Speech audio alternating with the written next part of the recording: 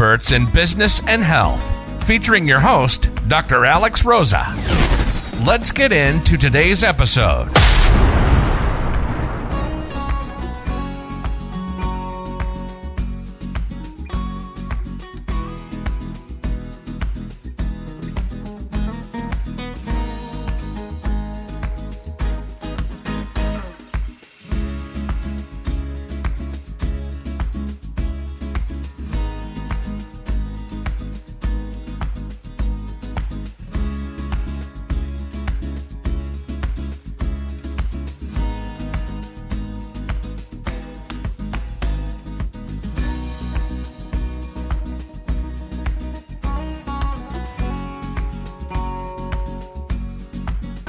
Welcome to In Your Business with Dr. Alex, where we get all up in your business and your health. Enjoy live interviews and solo sessions with experts in business and health, featuring your host, Dr. Alex Rosa. Let's get into today's episode.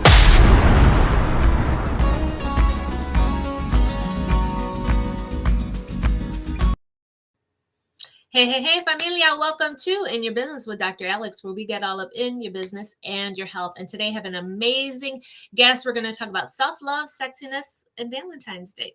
So I'm excited for today's conversation. She is a certified sex health coach. So much goodness today. So if you are tuning in, definitely let us know where in this whole wide world that you are tuning in from. Definitely leave some info in the chat for us. I'd love to give you a shout out. And this is going to be interactive, so feel free to ask questions, and that is all a part of it. And if you don't want to ask questions, I'll leave our contact info in there, so you can definitely DM us with any specific questions that you have. But before we get into today's episode, I want to give a quick shout out to our sponsor, Mr. Eric McKee. He is a realtor here in Northeast Ohio, so definitely contact him if you have any realty needs. I'm going to put his info up here real quickly for it.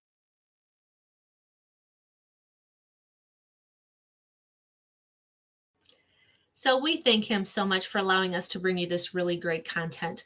So without further ado, I'm going to bring my beautiful, fantastic, wonderful guest up, Miss Heather Tucker, and she is our sex coach for today. Hey, girl. Hey, thank you so much for having me. Oh, I love it. I'm going to switch us around here, actually. Yep, we're going to whoop, whoop, do a little switch. So, Miss Heather, thank you so much for coming on the show today. I really, really appreciate it. I love it. Thank you for being here with us.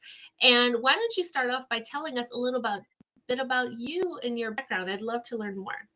Oh, of course. Well, thank you so much for having me. It's such a great pleasure. And you and I have been really getting to know each other on the back end. And you're just such an incredible woman. And I'm so honored just to be here with you and with your audience and everyone today. So yes, my name is Heather, if we were just meeting, and I'm a certified Christian sex coach. And how I got into that is I grew up in a very strict religious home where the sex conversation was just not a comfortable thing to talk about at all.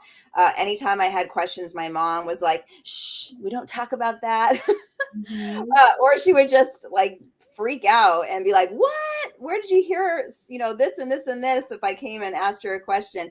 And so because of that, I carried around a lot of shame and a lot of guilt for even feeling sexual because I did feel my sexuality from a very, very young age. I've always been very in tune with that part of myself, but because it was uncomfortable in the household and because I would hear different things in the church, like we don't talk about that, or they would say different things like, oh, look at that girl over there. Look at how slutty she's dressed. Good Christian girls don't dress like that.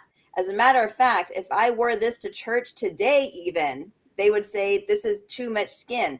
This is too sexy.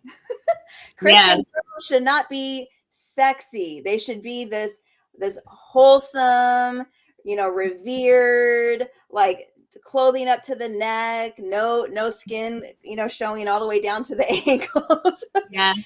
Yes. And so because I grew up like that, it just made my marriage really difficult in the beginning. My husband, we got married and he's like, okay, you can like pop out now. You can be this sexual beast.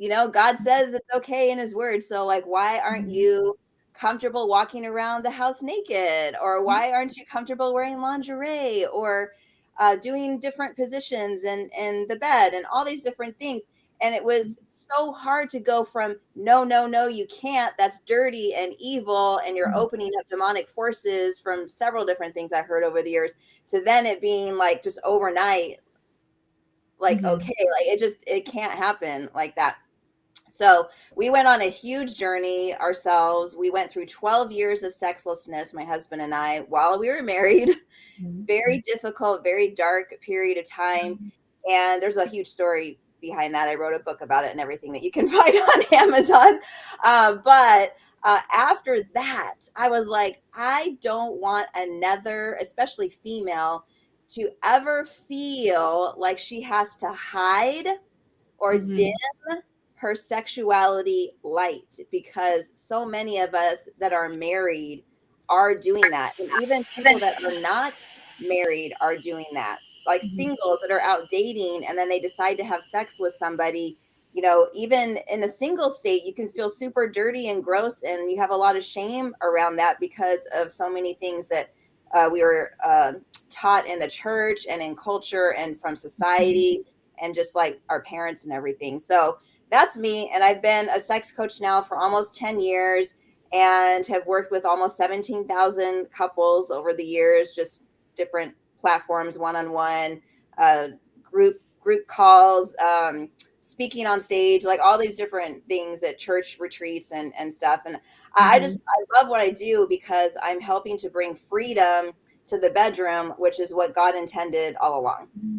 Ooh, I love that. I love that. How have you found churches receive you? Do they usually like reach out to you, or are you like, hey, this is what I talk about. Are you interested? Like, how does that all like happen? Yeah, most of the time it's me. As a matter of fact, the church that I've been going to for years, they didn't like when they found out what I was doing because they follow church Mhm. members on social Yeah. media and Mhm. they will bring you into the office like you should not be talking about this stuff. Yeah. Mhm. So when the pastor had a problem with it, I said, you know what? This is you, not God. What you're saying is not actually biblical. It's just your Mhm. opinion and your uncomfortableness, probably around your own sexuality. So I'm just Mhm. going to say bye. And now I go to church online as Mhm. far as Oh, attendance. And yeah. then when I'm looking for places to speak, I will be the one to reach out. Most of them will not receive me on the front end. They think that when I say the word sex, that it's going to automatically bring in like some like the real grungy, kind of like porn, kind Yeah. of stuff. Like Yeah. they think it's going to be like sex equals, me taking my clothes off and like teaching a class or something. Mhm. Yeah.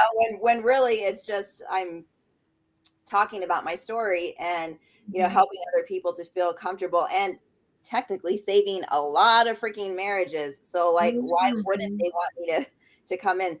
But what I found actually works a lot better is starting at the smaller level. So if Mhm. I meet, let's say, a woman that has her own business or she has her own Facebook group or she has like a women's empowerment group or like a really mini Bible study, like a women's Bible study group, Mhm. and the females want to get more comfortable talking to sex with their spouse, they'll bring me in that way, and then that's how I've then gotten to the bigger then the bigger churches are welcoming in because then they can get the experience from the small, and then that group leader says no, she's legit, like we need to get her in here, and then so that's been how it's worked for me.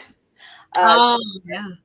yeah. Oh, so cool. So you know what I was thinking about when you were talking about saving marriages, saving sexless marriages. And I know how like taboo divorce can be in certain religions and all of that. And so I guess my thing is why wouldn't more people want to talk about that and bring you in when that is such a huge cause of divorce and unhappy marriages and all of that, when just that one part that we can fix? Right. And I don't know if you have any, like, maybe words of advice just around that, or around some of the work that you've done just specifically with that. Sure. As far as how to get started on helping a sexless marriage. Yeah, like if maybe some of the, like, how women approach you about it, or how you find out that some women are like struggling with this, and then how you kind of Mhm. bring up the conversation and how that goes. Got it. Well, one on one, when I'm talking to somebody, if I just go out with a girlfriend and we're having coffee, Mhm. she'll normally bring it up and she'll say, like, I'm so embarrassed to talk about this, Mhm. but I saw what you posted online and Mhm. your story really struck me. And this is actually what my husband and I are going through right now. And I don't feel like I can go and talk to a regular counselor about it. They feel very, very shy and they feel comfortable with me because I'm out here talking about it so freely. Mhm. Oh, I love that. So how can a woman start to develop a positive relationship with their own sexuality, their own self-image? And I know with like Valentine's Day coming up, and this is what gave me the idea for today's show, because I saw you had posted something about, like being your own Valentine. And for me, so much of what I teach is, really loving yourself and caring for yourself. And when the health journey really starts with owning yourself. And that's such a huge part of it. And so, yeah, I think everybody thinks, oh, I need a boyfriend or a girlfriend for Valentine's Day and blah, blah, blah. And even to be sexual or enjoy sex and all of that, like, we need somebody else. It's like you have to feel that way first Mm. within. So I was wondering if you could really talk a little bit about that, and how, if a woman is watching this and tuning in today or listening whenever they might be, how can they really start to develop that relationship with themselves? Yeah. I wish society would normalize dating ourselves because all of the commercials and the movies and everything around Valentine's Day, you always see a partner. Like there's Mhm. always somebody. And then it shows a woman so freaking depressed if she doesn't have a partner and she's sitting at Mhm. home. Like Bridget Jones' Diary. I remember when I first watched that movie and I was like, man, I've had nights like that where I was just in the whole ice cream tub and just feeling so bad about myself because I didn't have a boyfriend, Mhm. that would actually love on me, that would then make me feel loved. But what I Mhm. actually have discovered over the years, and I really didn't discover this until I was in my 40s. I wish that I knew about this stuff in my 20s because I don't think I date some of the people that I had dated because I was so desperate for love and just to feel Yeah. love. But now I understand that we have everything within us to have the feeling of love. We just have to cultivate it. And Mhm. so we can cultivate it by telling ourselves, I love you. Like I literally will stand in front of the mirror. And you could Mhm. do this as a married person or a single person and look yourself in the eyes because you do have to get comfortable with your own self and what you're actually seeing coming out from your Mhm. soul. And if you're having a hard time looking at yourself in the eyes, it might point to some internal work that needs to get done Mhm. because a lot of Mhm. times if we're uncomfortable looking at either our own eyes or someone else looking right at our eyes, Mhm. it's because something is uncomfortable and something's broken that needs to just be, healed. But you can actually stand in front of the mirror and just say like, I love you, Heather, or like Mhm. Dr. Alex, I love you, Dr. Alex. You're so kick ass. Like, oh my God, you're so beautiful. Look at that black hair. Look at that earrings. You're so hot. Mhm. Like, you can totally talk to yourself. Yes, I And do. the I more, totally do. and the more that like you do, Mhm. that's the thing. You might not believe it at first, but like the more that you actually speak positivity over yourself, it will become something natural that you're hearing, and then you'll start to believe it. And it just feels amazing. And I even do this with my workouts, Dr. Alex. I'll be like, do my workout, right? And Mhm. then it'll say like go take a 60-second break or whatever. So I'll like walk around my room and then I'll go up to the mirror and I'll be like, woohoo, and I'll like high five myself. Yes, yes. No one else is around. Like, I don't want to wait for someone else to celebrate me. Like, Mhm. I want to celebrate myself. So that's what everyone needs to do, whether you're married or not, is give yourself permission to just love yourself. And if you can look up, if you guys are Bible believers, if you look up Psalms 139, God talks about how he on purpose knit us together inside our mother's womb.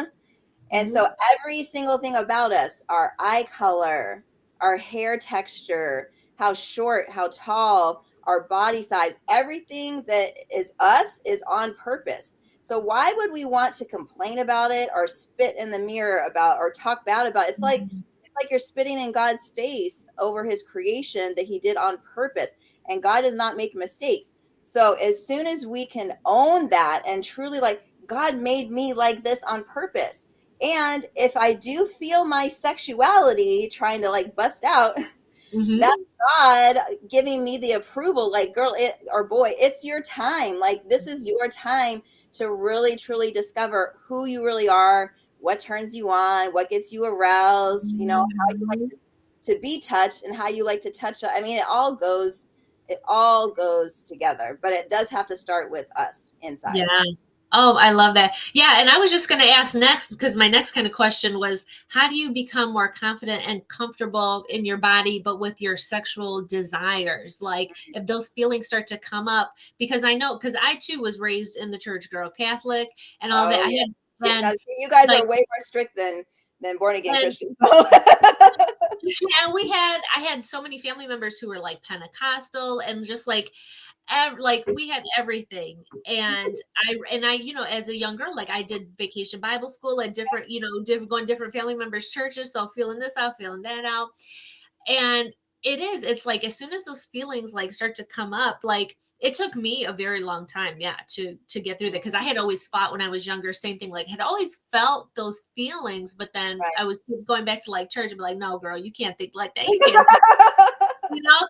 And so definitely as a woman though, I've definitely grown out all of that, like I love all of this. So but when those feelings start to come up, like I love I you, know Dr. a lot of Alex. women. Girl, you know what? I had went and got a photo shoot done not too long ago, but just a regular photo shoot, not sexy photo shoot, not yet. But I went and got a regular one, and I remember the photographer. She commented to me. She was like, she was like, I can tell you love your body, like you love the way you look. And I was like, yes, girl, I do. Like, I Yeah. love all of the pieces and parts of me, and it felt so good for her, like to hear her say that, because I knew I felt that way, but for somebody else to notice, that was like, wow, you know. Yeah. But then too, I kind of felt bad because I was like, how many other women don't say that No. about themselves or don't feel that way? And what a Well, shame. and she probably sees that more every day. People feeling very uncomfortable in their skin and, Mhm. you know, wanting to hide themselves and stuff. So Yeah. that's probably what she noticed about you, is that you stood out, you know, in Mm. comparison to the other women that she Mhm. works with. Yeah, so that was really great. But and working with women and their health and with what you do and what I do, you know, it's all about bringing that inner woman up to the Yeah. surface and being okay with all of that. Yeah, because I talk about sexual health, you talk about sexual health, like it's such a huge part of who we are as women, and it can Yes. so much of like the whole world is And telling you, men, by the yeah, way, oh men yeah, too. amen, Men yeah, too. Yeah. We yeah. can't leave out the dudes. Equal opportunity here, honey. We love everybody. We love everybody. So what are some so when working with women in the church, especially, I think this can be really applied to this next question I have, to kind of that, what are like some misconceptions about being sexy, feeling sexy, that people have, and how can they kind of work through that? Are there some common things you hear, like that when people start talking about sex or their sexuality, and what do you kind of tell them to get them out of that?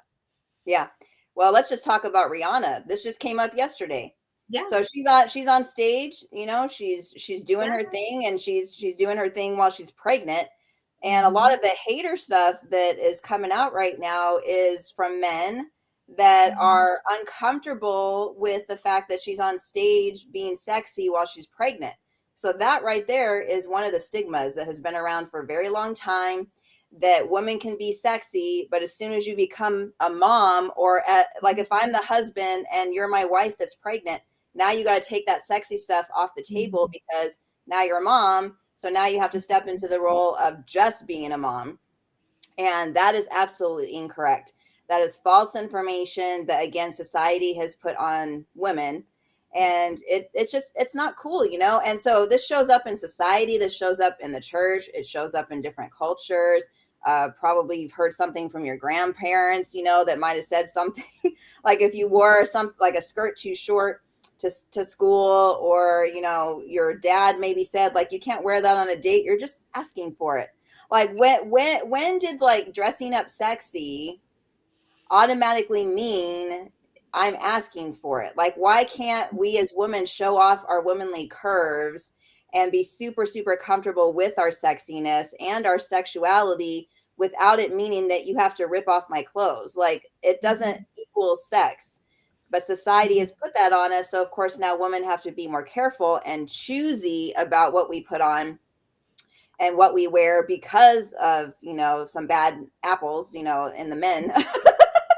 So, you know, that's unfortunate, but it really does, again, take some inner belief work, and you have to really uh, deprogram the subconscious belief systems that have been put over you as a man or a woman, that you can't be a believer and sexual at the same time. You can. God actually created it to go together, but because we grew up with it feeling like it had to be separate, it's a little bit harder for us to uh, like grasp that you can actually do it together. Yeah, and going back to that Rihanna thing, like, she was like entirely, not that it matters, but like she was entirely covered up head to toe, like the entire with a coat on for, you know, for the show, and it's like, and she's still too sexy. Like, it's so it's so ridiculous. It's so absolutely ridiculous. I feel like that's like the most beautiful time, like one of the most beautiful times when Yeah. when you're pregnant, and it's just like, it's such a shame. But yeah, I was like, you go ahead, you go do your outfit and dance and do what you want to do, because it really doesn't matter. You know, it's just such a shame. Well, But people like yeah. her and Lizzo and Beyonce, like, you know, so many powerful women that are on stages, whether they're musicians or even inspirational TED Talk speakers. I mean, there's a lot of women in the last, you know, I don't know, 5-10 years that are helping other women to give themselves permission to fully unleash their sexuality. And that's a huge part of my work too, because they see, you know, the damage that can actually come and brought into marriages, or, you know, brought into society where people feel so much shame. And when you feel shame, you can't even get comfortable with your body. Like, if you're like, I know one of your questions was going to be about like, how can you fully step in, you know? Well, it's going to be a lot more difficult if you're carrying around shame or guilt from a sexual experience, if you've been through abuse, if you've grown up in the church and these belief systems were put on you. So it's not going to happen overnight. Like, you have to do the internal deprogramming, the subconscious rewiring, like figure out a way to reprogram your neurons, you know, transmitters, so that you can actually form new, more powerful belief systems. That's when the sense of freedom comes in. And that's when you can actually fully feel your sexuality, and then take action with your partner or by yourself to, I don't know, to experiment, you know, and just to have fun with it. Try it out.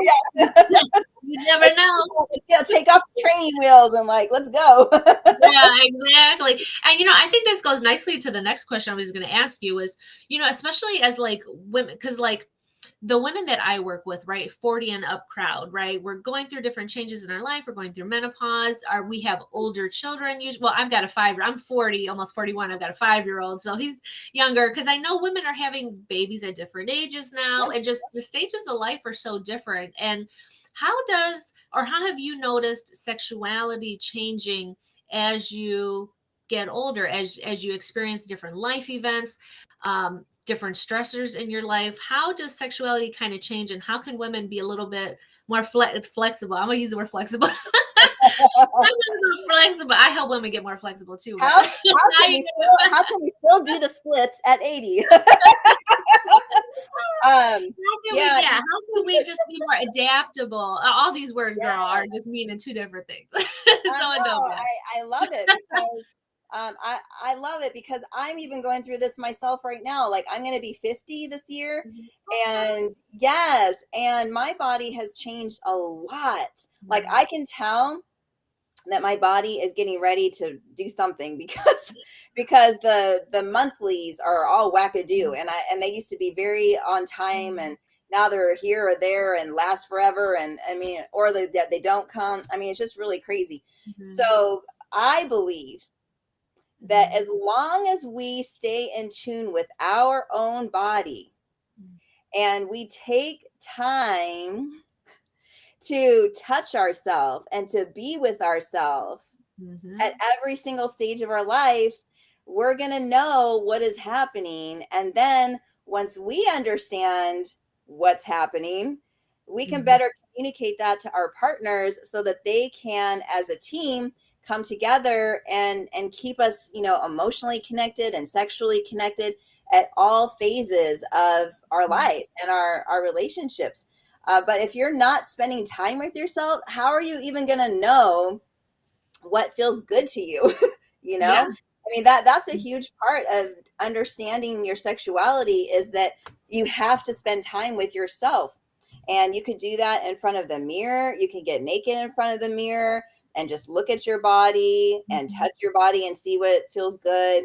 You can do it in the bath. I like to do it in the bath because the warm water is very relaxing, and it helps to actually break through some of those weird stigmas that can come up in the mind when you're feeling like more relaxed. In the bath, you tend to be able to kind of like go over the hump of the stigma. Yeah. So I would recommend that if this is new for you, take a bath while you're, getting to know yourself sexually. But yeah, all phases are going to be different. You're going to be, more wet at certain phases, and you're going to be more dry at certain phases. And even at certain phases, I have to be careful about the words we say, but the walls, okay, of the actual hole. Okay, I know what I'm talking about. I know, we know what you're talking about. Of the actual hole, as you get older, they can shrink like this. And so there's different things that you could do so that's not as painful when your partner is inside. So yeah, but you're not going to know that unless you're spending time with yourself. Yeah. And I think too, the timing of how you said, like during bath time, like if you're showering or during a bath, like, and plus, your body equates being naked to taking a bath, to bathing. So then, because that can just being naked for some people can be a huge barrier. And it's like, well, why am I even like standing here naked? And like, like what? So if you're getting ready to take a shower or bathe, like then your mind kind of automatically has already overcame that hurdle right there. So that can help too. And I think allowing yourself, like, it's okay to touch yourself. Like, hello, ladies, if you're listening to, or guys too. I feel like, well, that may be so stereotypical, but like guys and touching themselves, it's like, okay, guys do that. But like for women to touch themselves, it's like, so many women are not comfortable. That's because pleasure has been equated to men for all these years. So it's like, women, you don't have pleasure, you just make us babies. Like, what? Like, God literally gave us a part of our body that has over 8,000 nerve endings that's just for pleasure alone, and we can actually be the one to put our hand down there and bring us our self pleasure. We don't need a man for that. Yeah, you don't need no man. So getting to know, and I think too, at every stage of your life, and I think this is what is so important for women to understand, because your body is changing. You go through puberty and you turn from a girl to a woman. You go in through puberty, and so then when you go through menopause, you're going backwards through that, and you're going to a different stage of your life, and you have babies wreck all pieces and parts of your inside, and things are not where they used to be, and things are different. And that's a whole nother thing. Like sex after baby is a huge other thing. Sex after menopause, a whole nother thing.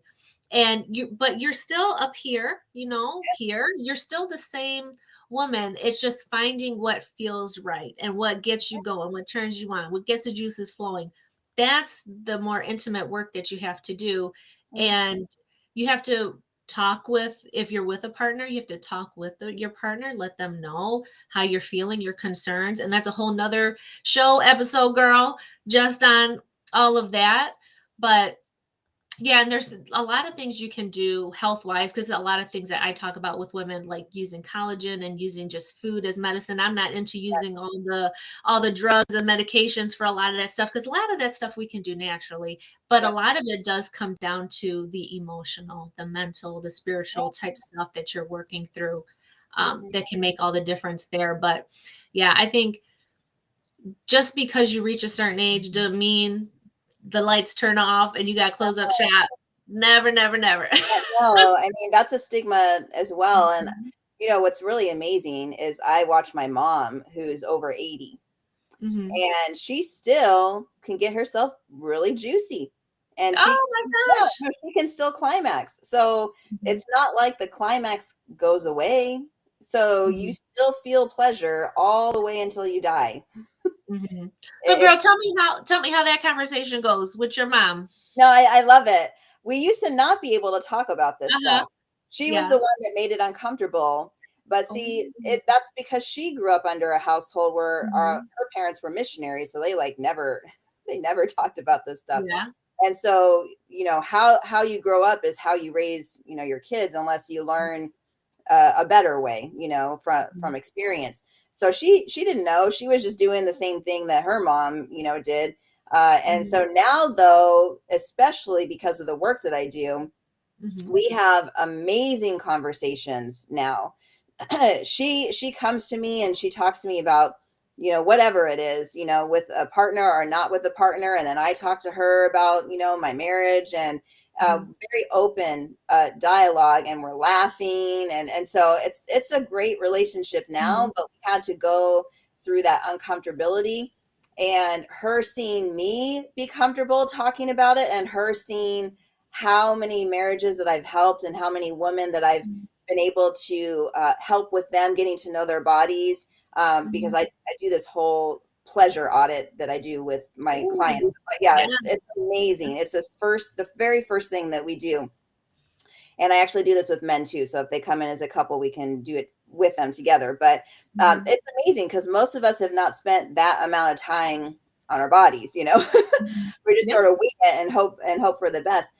So now I can talk to her because she's seen me be more comfortable. It's given her permission to be more comfortable talking to me about, things. So, it's going to spread out. Like, the comfortability of the sex conversation will spread out, but it does take each and every single one of us to talk more about it.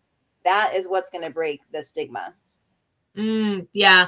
And I think too, a lot of what is out there in society kind of tells you what you should like. Like, this is what you should like. And this is what's normal. And this is what's not normal. And don't like this because that's kind of weird. And only weirdos like that. Like, that's all the stuff that I could see in my brain. Like, and each person is unique. And there's nothing right, wrong, nothing. It's whatever works for you. And also when it comes to talking about this kind of stuff. And unfortunately, I think for a lot of women, especially, and guys too, because how many ED commercials are there out there? Like, going and talking to your physician, to your healthcare provider about your sexual problems can sometimes be really difficult, and you don't even know like where to start, how to start the conversation. Yeah. And then too, again, it's well, let's just give you this pill for this. Recommending somebody like you to speak to that could work through a lot of that stuff that doesn't have anything to do with medication. It just has to do with it really doesn't. a lot of the other issues that you have. So my husband is ED too. Like, him and I work together on his ED stuff. But my husband's also very overweight. So, weight comes into play a lot in the bedroom. And when we're carrying extra weight, it crushes the libido, and it does all these different things and makes it hard to climax. And so, I mean, really, it boils down to like, let's figure out a way to take care of our health. And, when our health is out of whack, our sexual health is going to take a hit. When our sexual health is out of whack, our regular health stuff is going to take a hit. So it all balances. It's like the chakras, the sexual health piece is one of the chakras. So if you're ignoring that piece, everything else is just going to be wackadoo. Yeah, 100%, 100%. Yeah. And I have to say, I love watching your workout little videos that you put up. I love those. I love those. Because you had one just the other day about like, can working out help with was it with climaxing? Sex Did you have drive. it with sexual Well, arousal? it does help with your sex drive. So if the libido is low, and especially after you have kids, it Yeah. takes a little bit to figure out how to get the arousal back. But working out can definitely help. And of course, the Kegel exercises and doing more crunches and mindset work. Sometimes we have to do that. We can be a sexual beast still while being a mom. So sometimes we got to do that. Yes, honey. I'm a beast. I'll wear that badge. I'm a beast. I love it.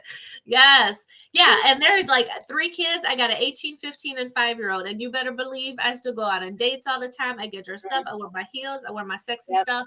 And I absolutely love it. And I don't feel bad. I don't give a fuck about it. I don't care who has shit to say about it.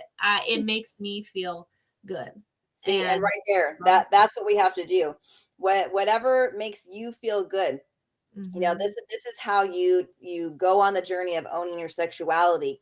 You realize that God put whatever turns you on and brings you arousal, God put that in there on purpose. So now it's up to you to own that. And then the third thing is you have to learn how to communicate that to a partner, especially. And when you're in communication with your partner, you have to come to an agreement with your partner that you will not judge each other for whatever we're about to share. And you'll let me know if you're open to doing some of these things with me. And if not, let's figure out a way that I can still tap into that. If you're not, quite comfortable yet, maybe I do it while you're laying next to me, so maybe you're not a participant. Maybe you're just there in the room so that you can get comfortable. I mean, there's a lot of different ways for us to help our partners. But the bottom line is, own your sexuality. Don't ever ask for forgiveness, for it, because it's yours on purpose. And even if your partner is uncomfortable or other people are uncomfortable, don't shrink back and make them feel more comfortable. Don't hide, because then again, you're tapping more into the guilt and shame. And what you really need to do is figure out ways to release the shame and to walk more in freedom in the bedroom. And that's going to take you fully owning and living loud and proud your sexuality and what makes you feel loved in the bedroom and all these things, no matter what someone says or no matter how uncomfortable that they might feel. Oh, I love that. What a great way I think that's a great ending for the show. I think that's good. That's a happy ending right there. No pun intended. No pun intended. That's an amazing message. I love it.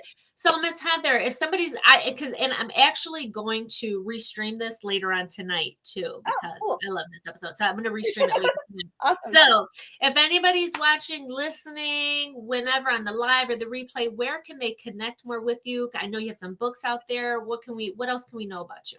Yes, I would just go to my website, sexcoachheather.com. You can find the link to all of my books. You can find a link to book a coaching session, which, by the way, the first coaching session I give to you for free. So I give you the 30 minutes for free. We just identify what's happening in your relationship, and then I'll give you some tips on that first call, and then we can decide if we want to work together a little bit more. And then you can also find some information on how to book me as a speaker and take a look at some of my previous events and hear some of the topics that I've discussed. Oh, I love it. I love it. So definitely hook up with Miss Heather. It's amazing. Check out her content. I absolutely love it. Find her on all the socials, all those good things. Yes, yes, yes. You need, I love it. I can't even say enough. We definitely have to have another show because I love it. Yes, please. It's fun. I love it. All right, guys, that is all I have for today. And if you like the show, like I said, I know some of the stuff we talked about, you don't want to put in the comments, whatever, message us. Find us on social, message us. And we don't mind talking about it. So we'll talk about it for sure. I love talking about it. All right. Well, happy Valentine's Day to you. Yes. And happy Valentine's Day to yourself. Love yourself. Be your own Valentine. Touch yourself, buy yourself a bunch of stuff, dress nice for yourself, whatever it is you want to do. Yes, like buy Do your it. own flowers, buy your own Yes, honey. candy, take Mm, yourself out to the movies, take yourself out to dinner. Like there's yeah, so much that you can do. Oh, before we end, I do want to yeah. say one thing that's coming Go through right for it. now. Yeah. Okay. If you're single and Mm-hmm. you're really wanting to attract a high value man or woman, Mm-hmm. the only way you're going to do that is if you get comfortable with dating yourself. When you are fully into who you are and you're out and you're living your life, you will become a magnet to draw in that high, powerful, version of somebody that you want to be with. So don't sit at home waiting for somebody and being all cryy and all of that. No, just go and live your life and love it and have so much fun. And I promise you will attract the person that God has for you. Ah, I love it. I love it. All right, guys, that is all we have for today for In Your Business with Dr. Alex. So, like I always say, for a balanced life, just add spice. I'll catch you in the next episode.